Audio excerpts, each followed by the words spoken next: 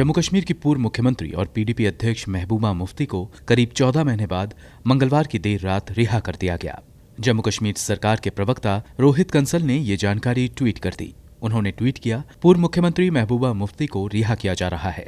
महबूबा मुफ्ती ने रिहा होते ही ऐलान किया है कि अनुच्छेद 370 की बहाली के लिए वो फिर से संघर्ष शुरू करेंगी। उन्होंने कहा कि उस काले दिन का काला फैसला उनके दिमाग में खटकता रहा है। महबूबा मुफ्ती ने एक ऑडियो संदेश ट्वीट कर कहा, आज 1 साल से भी ज्यादा अरसे के बाद रिहा हुई हूँ। इस दौरान 5 अगस्त 2019 के उस काले दिन का काला फैसला हर पल मेरे दिल और रूह पर हर पल वार करता रहा। हम में से कोई भी शख्स उस दिन की बेइज्जती को भूल नहीं सकता।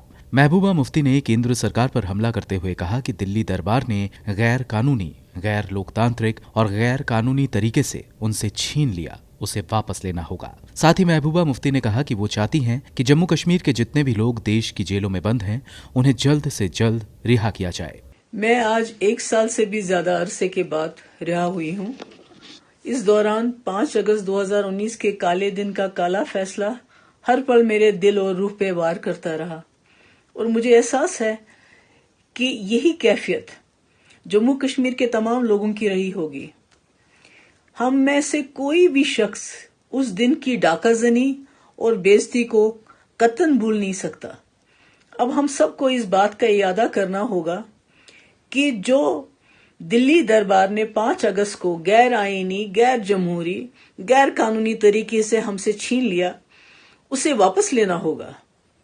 बल्कि उसके साथ साथ मसले कश्मीर, जिसकी वजह से जम्मू कश्मीर में हजारों लोगों ने अपनी जानें निशावर की, उसको हल करने के लिए हमें अपनी जदोजहद जारी रखनी होगी। मैं मानती हूं ये राह कतई आसान नहीं होगी, लेकिन मुझे यकीन है कि हम सब का हौसला और अज़म ये दुश्वार रास्ता तय करने में हमारा मुआविन होगा। आज जबकि मुझे रिहा किया गया है, मैं चाहती हूं कि जम्मू कश्मीर के जितने भी लोग मुल्क के मुख्तलिफ जेलों में बंद पड़े हैं, उन्हें जल्द से जल्द रिहा किया जाए। महबूबा मुफ्ती की रिहाई के बाद नेशनल कॉन्फ्रेंस के नेता और पूर्व सीएम उमर अब्दुल्ला ने ट्वीट किया, मुझे ये सुनकर खुशी हुई कि महबूबा मुफ्ती साहिबा को 1 साल से अधिक हिरासत में रखने के बाद रिहा किया गया है। उनकी निरंतर हिरासत एक विडंबना थी और लोकतंत्र के मूल सिद्धांतों के खिलाफ था।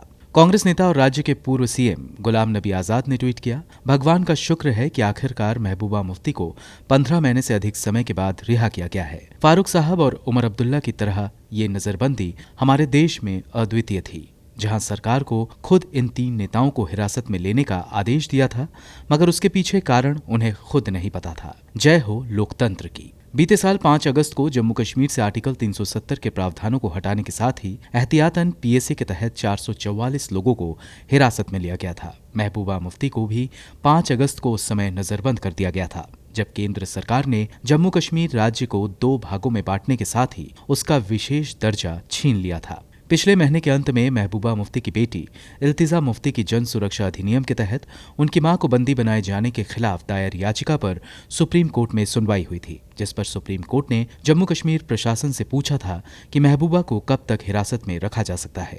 कोर्ट ने जम्मू कश्मीर प्रशासन से अपने रुख की जानकारी देने के लिए कहा था। पूर्व मुख्यमंत्री उमर अब्दुल्ला और उनके पिता फारूक अब्दुल्ला, जो पिछले साल अगस्त से नजरबंद थे, पहले ही रिहा हो चुके हैं। ब्यूरो रिपोर्ट, गो न्यूज।